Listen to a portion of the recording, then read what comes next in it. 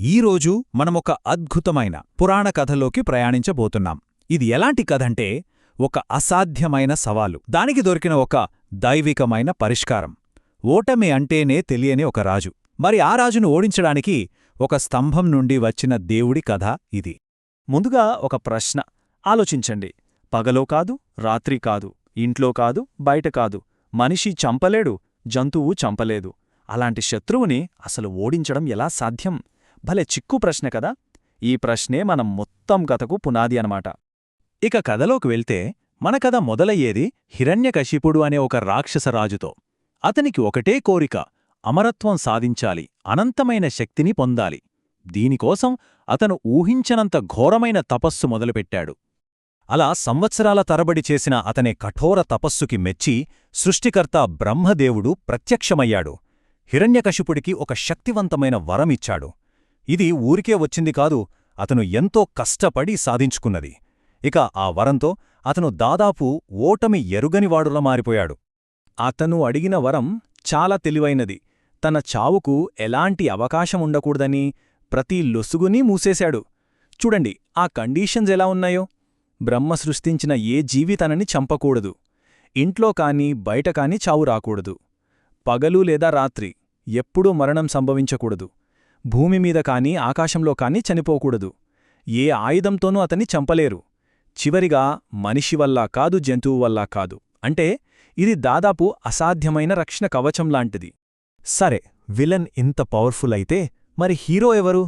అతనెవరో కాదు, హిరణ్యకశిపుడి సొంత కొడుకు ప్రహ్లాదుడు. ఇక్కడే అసలు ట్విస్ట్ మొదలవుతుంది. తండ్రికి బద్ధశత్రువైన శ్రీ మహావిష్ణువు అంటే కొడుక్కి ప్రాణం, అచంచలమైన భక్తి.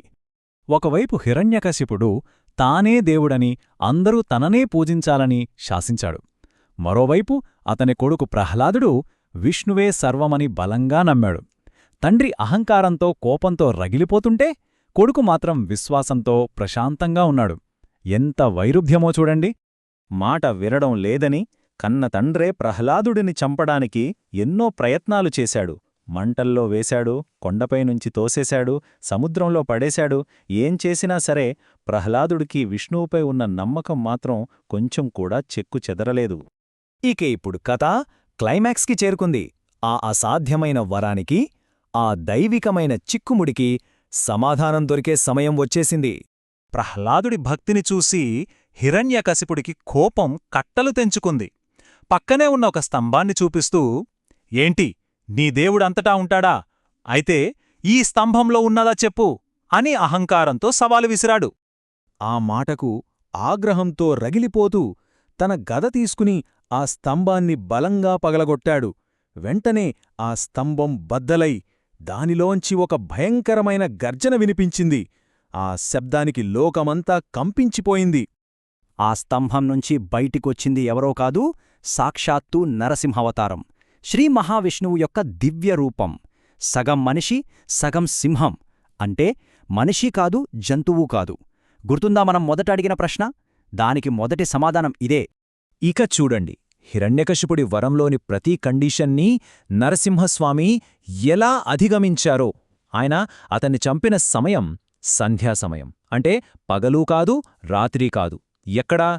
గడపమీద. అంటే లోపలా కాదు, బయటా కాదు. ఆయన రూపం నరసింహావతారం, మనిషి కాదు, మృగం కాదు. హిరణ్యకశిపుణ్ణి తన ఒడిలో పడుకోబెట్టుకున్నారు. అంటే భూమిమీద కాదు, ఆకాశంలో కాదు. దేనితో సంహరించారు? తన పదునైన గోళ్లతో. అది ఏ ఆయుధమూ కాదు. చూశారా? ప్రతి షరతుని ఛేదించి అసాధ్యాన్ని సుసాధ్యం చేశారు. అయితే ఈ కథ ఇక్కడతో అయిపోలేదు. ఇది కేవలం ఒక పురాణ గాథగా మిగిలిపోకుండా ఒక ప్రసిద్ధ పుణ్యక్షేత్రానికి, ఒక గొప్ప ఆలయానికి పునాది వేసింది. ఆ ప్రదేశమే కదిరి.